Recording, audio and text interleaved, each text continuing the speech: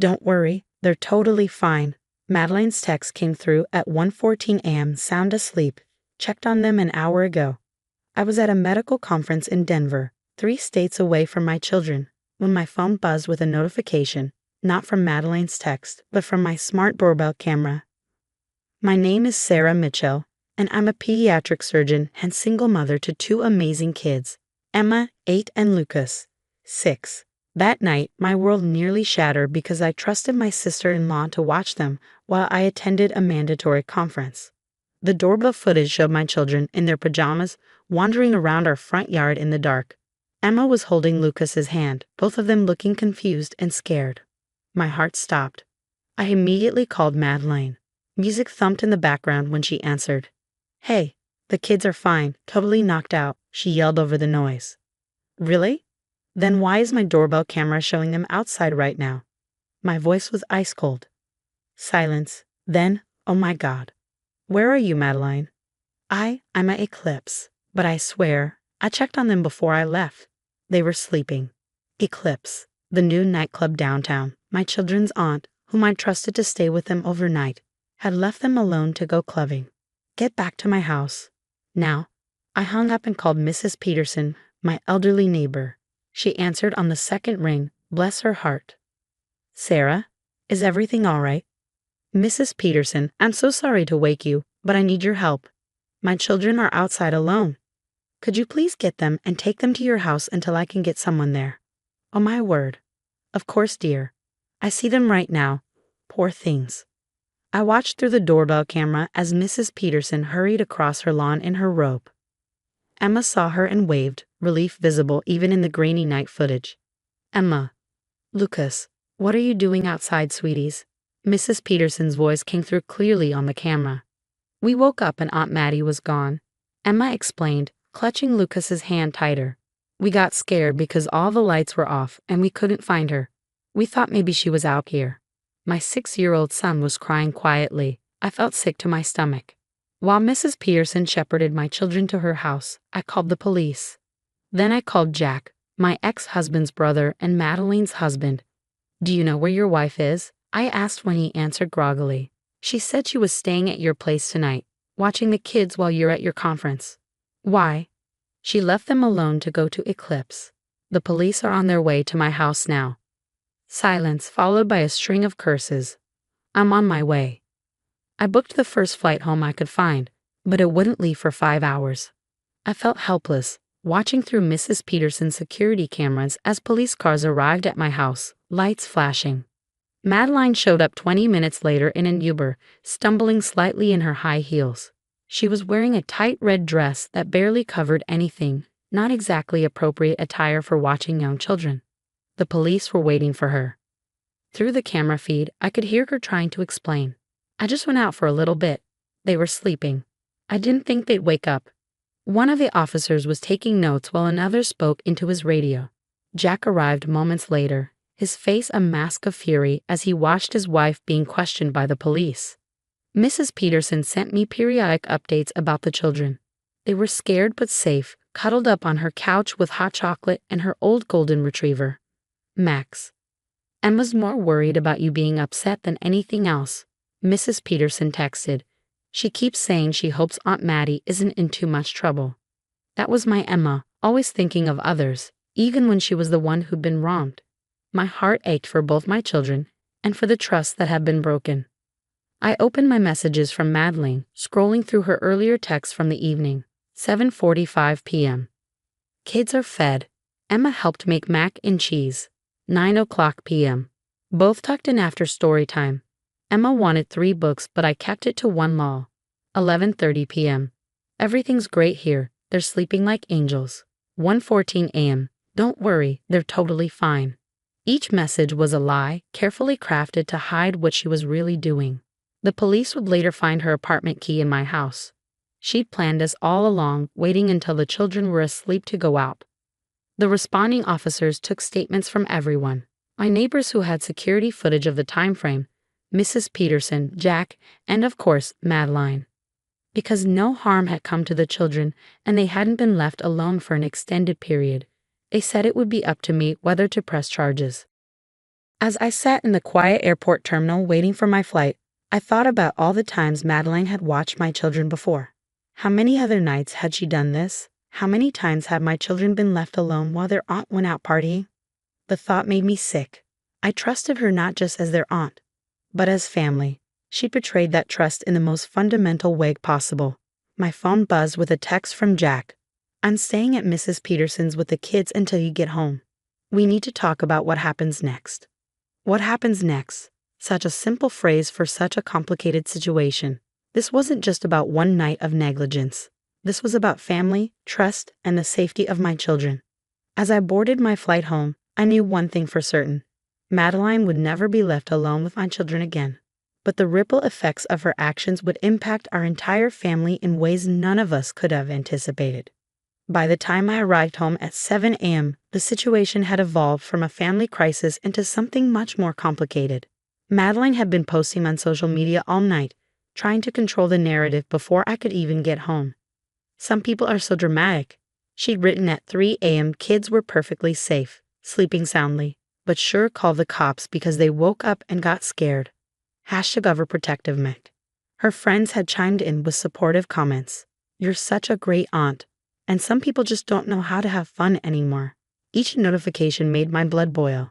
I found Jack sitting at my kitchen table, looking like he hadn't slept at all.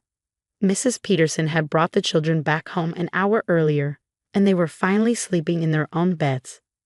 "Madeline's at her mother's house," he said before I could ask. "She's convinced this is all being blown out of proportion.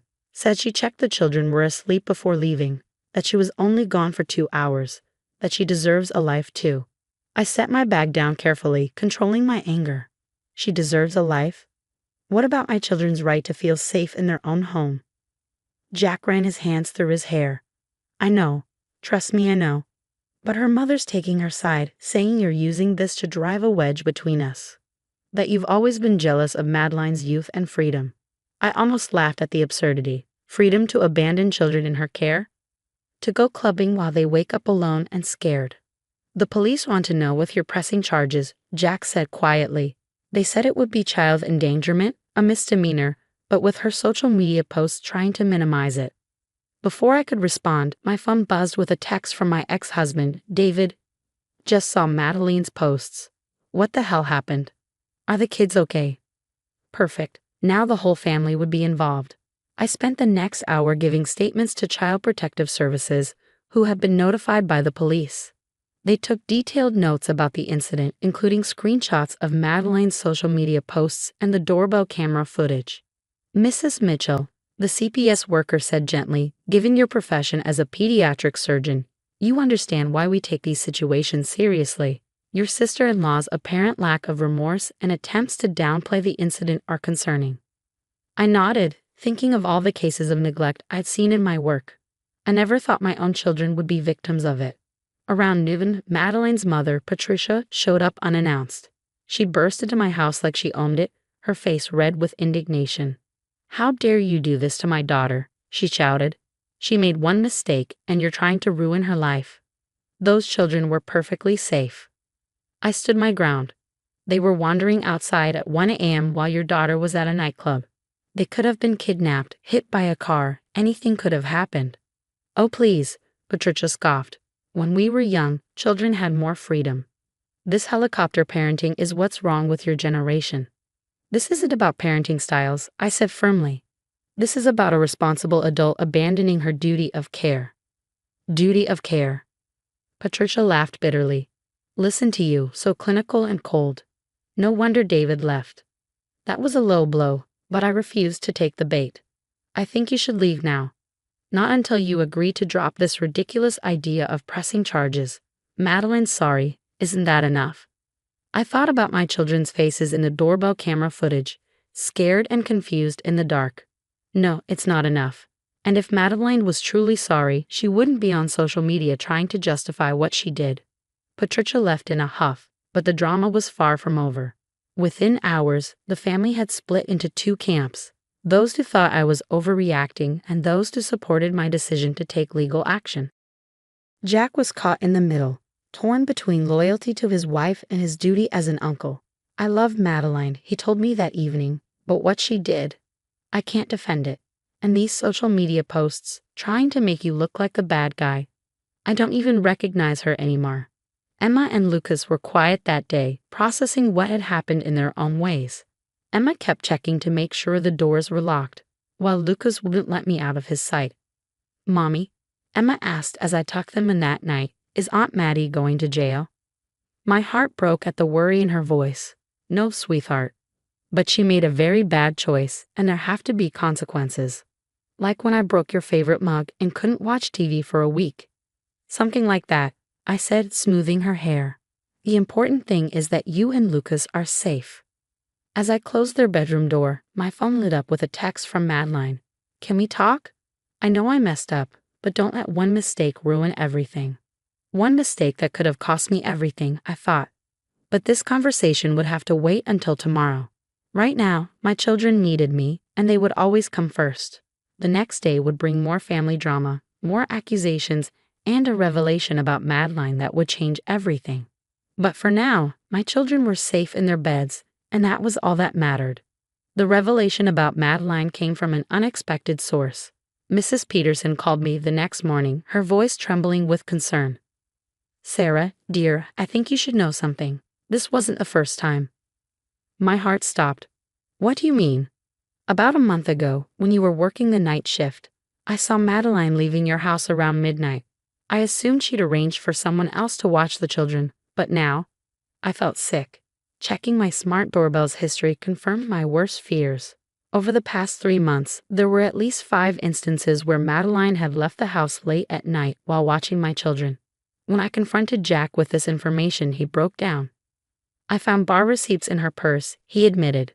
"I thought they were from nights out with her friends, but the dates match up with when she was supposed to be watching Emma and Lucas."